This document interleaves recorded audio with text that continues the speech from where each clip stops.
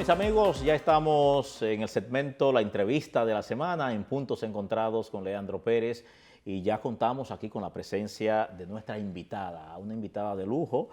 Desde hace unas cuantas semanas veníamos programando su visita y qué bueno que haya coincidido con este asunto de la reforma fiscal. Ella es economista, ya terminando un máster en finanzas en una universidad extranjera.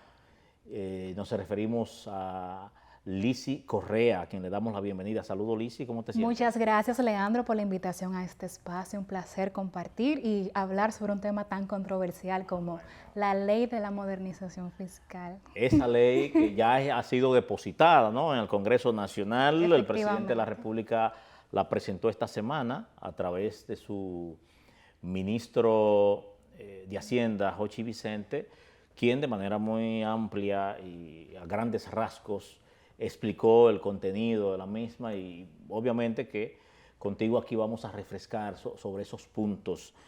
Háblanos entonces, vamos a entrar inmediatamente en materia, y sí, los puntos más relevantes de esta reforma. Mira, antes de explicar los puntos de la reforma, a mí me gusta extrapolar la necesidad de la reforma de las finanzas públicas a las finanzas personales para que podamos entender un poquito el contexto de por qué es necesaria una reforma fiscal en este preciso momento. Imagínense, Leandro, que usted vende servicios y que el 57% de sus clientes no le pagan, que en este caso vienen siendo las empresas que no están formalizadas. Usted, para poder subsistir y poder cubrir todos sus gastos, empieza a endeudarse para cubrir cosas simples como el tema de su transportación, el tema de su salud, el tema de otros servicios que son meramente básicos. Usted se empieza a endeudar y a tomar otro préstamo para pagar el préstamo que ya tomó para cosas que garantizan su desarrollo. Y usted llega a un punto que eso ya no es sostenible, ¿verdad que no?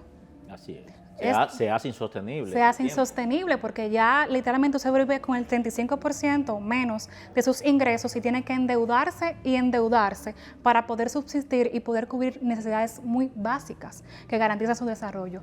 Es lo mismo que está pasando con las finanzas públicas del Estado y por eso se hace tan necesaria la ley de modernización fiscal en esta época. Lo que nos ha manifestado en qué se va a gastar una vez recaudado y ampliado la base de lo que se busca en esta ley de modernización fiscal, se ha presentado que se va a invertir en temas de transportación, como el tema del monorriel de Santiago, la continuación, riel de San Cristóbal a Santo Domingo, que yo soy una de las beneficiadas de esa obra porque soy de San Cristóbal. También un monorriel o un tranvía que se va a realizar aquí en Santo Domingo. Sí. También se va a invertir en nueva construcción de unidades de atención primaria, que muchas personas desconocen el tema porque a veces cuando tenemos alguna enfermedad nos dirigimos directamente a emergencias de un hospital sin saber que donde debemos de dirigirnos en primera instancia es una unidad de atención primaria. También se va a invertir en la seguridad ciudadana, que es el reclutamiento de nuevos agentes policiales y la inversión en tecnología para garantizar la seguridad ciudadana. También se va a invertir en aumento de los presupuestos de los ayuntamientos para eficientizar la recogida de basura y el tema de residuos sólidos y el tema de los espacios de esparcimiento. Y también se va a invertir en algo tan crucial como es el tema del sector eléctrico, que actualmente vivimos un tema de los apagones, porque el tema de la transmisión y los circuitos realmente son muy obsoletos y se necesita una muy grande inversión para poder abastecer la demanda de energía que tenemos actualmente y más en esta época de calor. Estamos hablando de que se prevé de que se podrían recaudar con esta reforma alrededor de unos 120.000 millones de pesos. Que equivale a 1.5% del PIB. Si hablamos entonces de que solamente de deuda se pagan 263.000 millones. Sí, aproximadamente del presupuesto equivale como un 22% del presupuesto total, o sea, solamente en intereses de la deuda. Intereses. De la deuda. O sea, que una partecita que es tratar de cumplirse un poco, por lo menos con la deuda. Simplemente para estar literalmente al día. Y también dentro de los que se prevé gastar está en la recapitalización del Banco Central. Usted sabe que a raíz de la crisis que hubo en el 2023, el banco quedó un déficit cuasi fiscal muy amplio que aún no hemos podido recuperar y es indispensable ponernos al día con esa deuda para evitar a largo plazo una crisis macroeconómica en el país. ¿Cómo podríamos evitar de que la clase media sea golpeada? Porque siempre se habla, y eso ha salido a relucir ahora, todos los economistas, todo el mundo, el común siempre dice, no, que la clase media es la que paga todo. Realmente en esta reforma solamente será la clase media la que será más golpeada, o los demás sectores, los altos, medios y bajos también recibirán lo que le corresponda. Relativamente sí, pero al mismo tiempo van a ser los más beneficiados. ¿Por qué? Algo que yo explicaba en otro programa es que la clase media, por más beneficios que tenga de sus empresas o de manera personal, no puede destinar sus ingresos a garantizar los servicios que puede garantizar el Estado, como el tema de seguridad ciudadana, salud, que sus empleados y ellos mismos disfrutan de esos beneficios del sistema de un sistema energético eficiente, de un sistema de salud eficiente, un sistema de transporte eficiente y de la seguridad ciudadana. O sea, como decía el ministro, tenemos todos que montarnos en el mismo barco y visualizar el país que queremos, porque somos los primeros en exigir beneficios y exigir servicios, pero a la hora de poner de nuestra parte, somos los primeros que nos quejamos.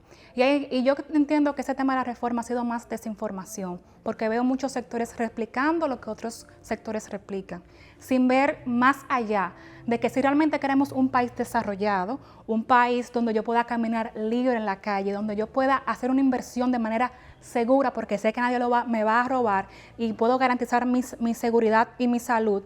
O sea, yo tengo que estar dispuesta también a contribuir con ese desarrollo. Siempre también se ha tomado como referencia el asunto de las exenciones fiscales. Una gran cantidad de empresas con todos los impuestos exonerados, quienes realmente deberían ser los que más aportaran. Ahora, de cara a estas medidas fiscales que el gobierno pretende aplicar una vez sea aprobado por el Congreso, esos segmentos de la población que eran beneficiados, que eran privilegiados con el no pago de aranceles, no pago de impuestos, ¿serán tocados? Evidentemente, aquí vemos el sector cine, que ha sido uno de los que más ha manifestado rechazo sobre esta reforma, también las zonas francas y algunas empresas de desarrollo fronterizo.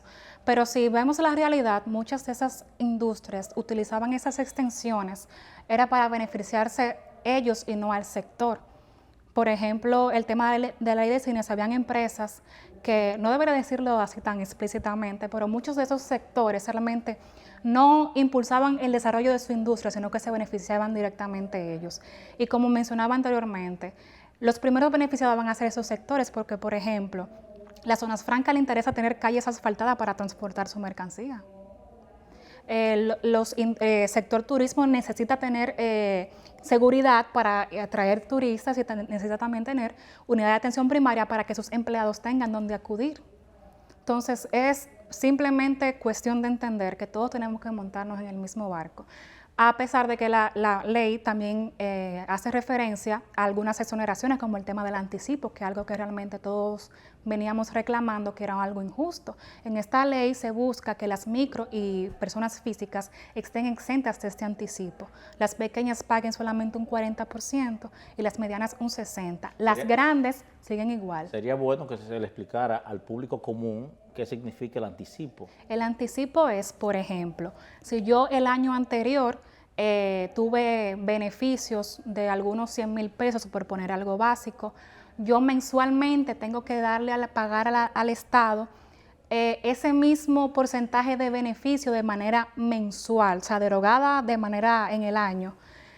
Pero se supone que es en base a lo que tú hiciste el año anterior, pero no necesariamente... Es una proyección de lo que podría ser. Es una podría proyección ser. de lo que podría ser y no siempre es. Y esos recursos, si tú no logras alcanzar el nivel de ventas que tuviste el año anterior, ¿te lo devuelven? No, no te lo devuelven. No. Oye, pero es un asunto fuerte. Es todavía, porque eso es lo que está aplicando. Sí, O sea, sí. eso es un gran logro. Eso es un gran logro y realmente no nos hemos enfocado en esta Sí, parte. déjame decir, y el gobierno de hecho va a dejar de percibir una gran cantidad de recursos. Sí, porque va a dejar de percibir por al ampliar la base, porque por ejemplo van a pasar algunos productos que no pagaban ITEVIS, como el tema de las compras por internet y algunos Por servicios ejemplo. digitales, al ampliar la base, que muchas personas consumen este tipo de servicios, entonces ya como que puede cubrir un poquito lo que puede dejar de Estamos hablando percibir. entonces que nuevos impuestos solo no tendrán de aquellos que estaban exentos como 7 u 8 productos. Artículos de la canasta básica familiar como el arroz, pan, huevo, plátano, yuca. Yuca. Parece que la gente come mucha yuca. La yuca ahora famosa, la yuca. Entonces los plátanos serán grabados, las carnes. Carne sí, plátano no. Plátano, yuca, huevo, pan, arroz son los que están exentos. Son los que están exentos, perfecto. Siempre se habla de proteger a la clase más vulnerable.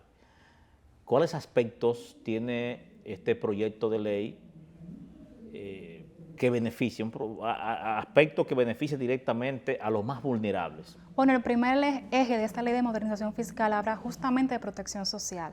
Entonces, ellos abarcan o alegan que van a aumentar la tarjeta Solidaridad de 1.600 pesos a 2.000 pesos para las personas beneficiadas con este servicio. También un aumento al salario mínimo del sector público de 10.000 pesos a 15.000 pesos y también se está contemplando un aumento en el salario mínimo del sector privado. Muy bien.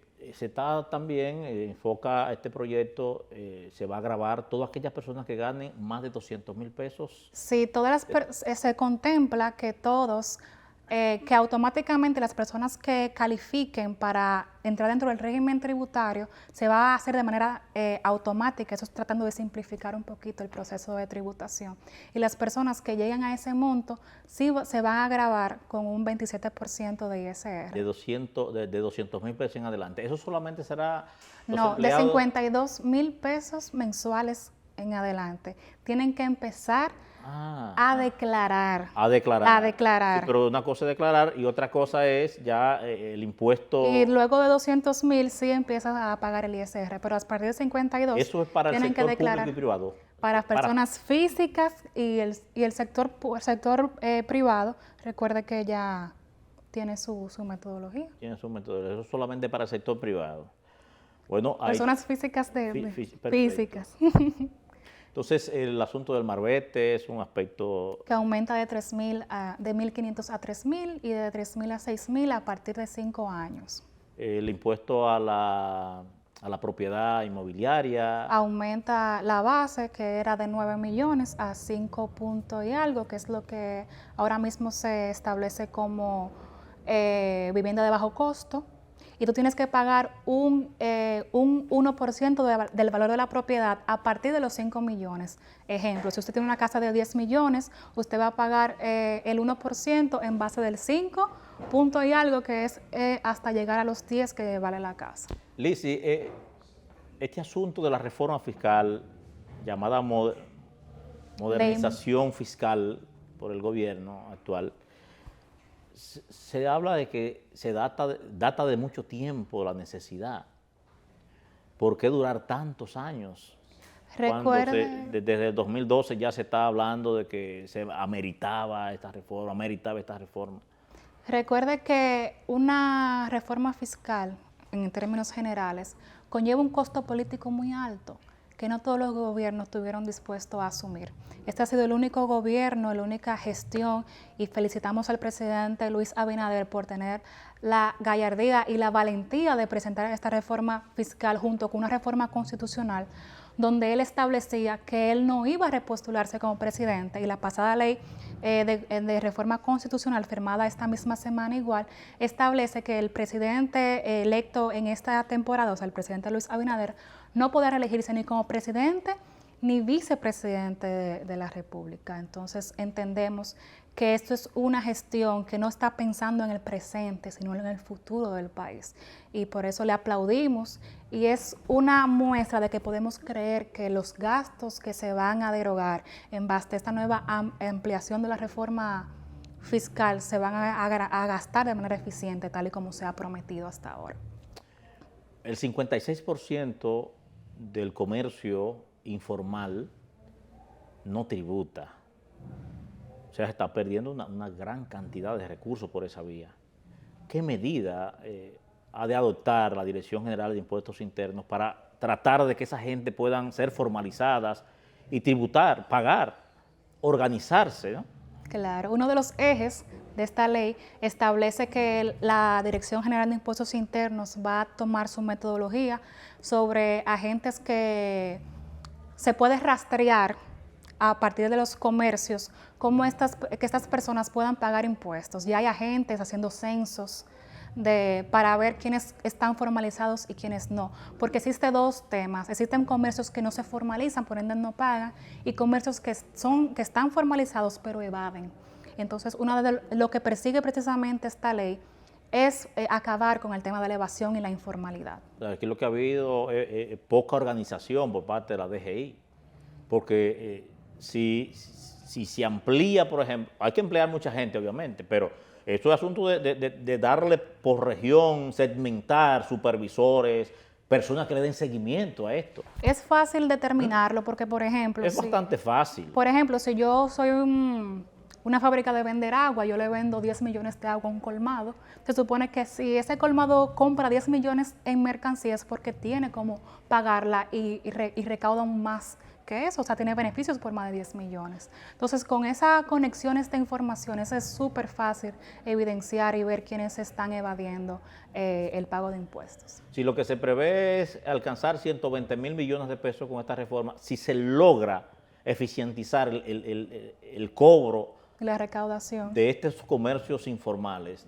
óyame, si se recauda todo ese dinero, yo creo que fácilmente se alcanzamos un porcentaje más, claro que sí. Fácilmente se claro puede. Que sí, porque siempre muchos economistas establecían que no era necesaria una reforma, siempre y cuando se pudiera reducir la capacidad de informalidad y de evasión del sistema. Es que el escape es muy grande. Bastante. Pero ha habido deficiencia en eso. Yo digo que también de recaudación. Influye un factor humano y conductual del tema de hacer entender a la población de por qué es necesario tributar y contribuir con el desarrollo de tu país a través del pago de tus impuestos. No, yo creo que ha llegado la hora y el momento de que la población entienda, porque hemos estado gobernados durante muchos años por políticos irresponsables que te venden una cosa y cuando llegan te dan otra. Efectivamente. Que ha sido todo lo contrario del presidente Luis Abinader. Todo lo que ha prometido lo ha cumplido. Todo lo que ha prometido, incluso medidas que son difíciles, como esta que tú acabas de señalar cuando te preguntaba sobre esto,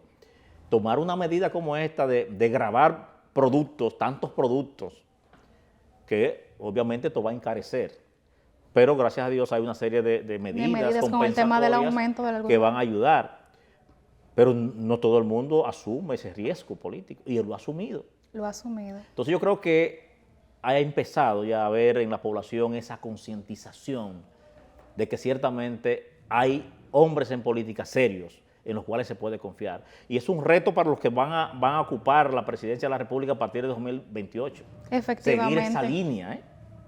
Yo creo que aquí el pueblo juega un rol fundamental, que es de hacer que se cumpla lo que se ha cumplido hasta ahora, de exigir que nuestros nuevos gobernantes tengan la misma responsabilidad que ha tenido esta gestión. Y que esos recursos que se van a recaudar, esa división de esos recursos, 13 mil millones de pesos, por ejemplo, para la seguridad ciudadana, los 11 mil que van para el sector municipal. Para la unidad de atención en primaria, sector eléctrico. Que esos recursos se entreguen y que la población en estos 4 años pueda empezar a ver mejoría en esos segmentos. Claro que sí, y no obstante eso, muchas de las críticas es que siempre, cuando se habla de reforma fiscal, siempre el afectado es el pueblo, los municipios, pero en este caso, en esta reforma, el gobierno ha jugado su rol fundamental, que es con el tema de la responsabilidad del gasto. Ellos firmaron hace 2 meses la ley de responsabilidad fiscal, que limita al Estado a no endeudarse por más de un 40% de su PIB, además de la eliminación y fusión de los de los ministerios, que reduce gradualmente el tema de la nómina pública. O sea, que el Estado está jugando su rol de eficientizar el gasto Ha también. asumido sacrificios. Claro que sí. Serios, sacrificios serios. Y que políticamente también afectan. Y hay que estar claro que la administración pública es manejada por políticos. Exacto. El presidente no le ha importado nada de eso. Lo que ha querido es cumplir con su promesa de gobierno. Y qué bueno. Como le comenté, o sea, él ha jugado un rol y ha pensado no en el presente, sino en el futuro del país. Y creo que hay que valorarlo y premiarlo y aceptar esta reforma como un avance a nuestra economía y montarnos todos en el mismo barco, como decía el ministro Hochi, que realmente si queremos ver un país en el que todos soñamos y pensar en el país que merecemos, tenemos que poner de nuestra parte, no solamente quejarnos y demandar servicios, y a la hora de que tenemos que aportar para construir esos servicios que demandamos, nos quejamos de que somos los afectados. Él citaba de que un país rico y desarrollado no es aquel que tiene muchos vehículos, sino aquel en el cual la gente rica se montan en el transporte público como el más común. Y usan los servicios de médicos públicos también. Ahí, cuando podamos ver que la gente de clase media, media alta y alta, vayan a los hospitales públicos, vayan a las escuelas públicas, ahí vamos a empezar a ver de que ciertamente estamos avanzando. Que pasamos de un país en vías de desarrollo a un país desarrollado. Así mismo, eso es así. Lizzy, hay un aspecto que se habla con relación, por ejemplo, a las exoneraciones que benefician a los legisladores. Es un punto bastante fuerte. Sabía que se me ¿Qué va a quedaba pasar algo con eso? Dime, ¿tú crees que los legisladores van a legislar en su contra? O sea, quitarse un beneficio, con lo que implica, un beneficio de una exoneración que creo que es ilimitada incluso. Uno de los puntos que me faltó mencionar con el tema de la responsabilidad del gasto es que le quitan las exoneraciones a los legisladores de importar vehículos sin el pago de algunos impuestos. Y yo entiendo que sí, que los legisladores van a apoyar esta reforma a favor ¿Tú crees que ellos se van a quitar ese del privilegio? país. Ya ellos aprobaron la eliminación de algunos diputados. Bueno, sí, el presidente le pidió 53 y ellos van a eliminar 20. Yo Creo que ha sido un logro porque lo que implica, es lo que estamos hablando del sacrificio político. Yo lo que sí considero que se deberían hacer las vistas públicas, igual que se hizo con la ley de penal, que los sectores tengan la oportunidad de ir y manifestar su postura, aunque todos lleguemos a un consenso. Es importante que se vuelva y se escuchen a los sectores. Entiendo que es parte de la democracia. Se discutió, este proyecto no se discutió de manera abierta. Sí, bueno, aparentemente hubo contacto por sectores, pero abiertamente, como se ha estado discutiendo lo de la Constitución de la República, la reforma de la Constitución, y por ejemplo, todos los sectores tuvieron la oportunidad públicamente de exponer sus consideraciones. Eso no se ha hecho. No, entonces, pero que haberla depositado en el Congreso abre la oportunidad de hacer las vistas públicas, porque es en este espacio que se hace, que ciertos sectores, por ejemplo, cuando hicimos el panel de reforma fiscal en San Cristóbal, la idea es que San Cristóbal tuviera su postura frente a una reforma fiscal. Entonces sería bueno que cada sector tenga la oportunidad de ir al Congreso y manifieste que sí, que no en toda esta reforma. O sea, lo que implica que esta reforma que ha presentado el presidente, este proyecto, no implica de que va a ser así tal cual se ha presentado. Claro esto va a una discusión. Esto va a una discusión. Tal como precisamente la Cámara de Diputados, recuerda que abrió el abanico y se consultó muchísimo y se habló, todo el mundo expuso lo que quiso con relación a la reforma. Yo recomendaría hacer eso. Sí, aparentemente se va a hacer. Todo parece indicar. Mira qué interesante tú observar de que ha habido como a manera de un consenso con relación a esta reforma fiscal. O sea, no he visto un solo economista, sea del partido de gobierno o no, o apolítico, que haya hablado en contra de la reforma fiscal. Porque sabíamos que era necesaria. ¿Ustedes entienden realmente necesaria, es así? Es necesaria. Cuando hablamos de que el 22% de mi presupuesto se va en pago de intereses, es insostenible.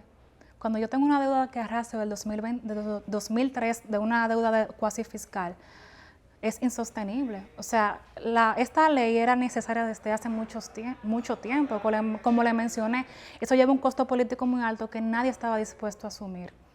Bueno, Lizzy, de verdad que para mí ha sido un gusto haber conversado contigo.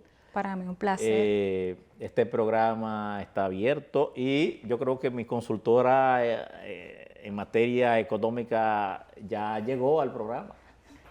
Cuando tengamos este tipo de temas, siempre vamos a tratar de tenerte con nosotros. Yo encantada de participar en este espacio y compartir con ustedes este conocimiento. Claro. Creo que hay que darle oportunidad a la juventud. En manos de ustedes es que está el presente y el futuro de la nación. Y más cuando están tan preparados como es el caso de Lizzy, economista y ya finalizando un máster en finanzas. ¿Qué universidad, Lizzy? Barcelona Finance School. Es una escuela de finanzas de Barcelona. Bueno, amigos televidentes, ha sido la conversación en materia fiscal con la licenciada Lizzy Correa, economista. Gracias a ustedes por la sintonía. Será hasta nuestra próxima entrega. Bendiciones.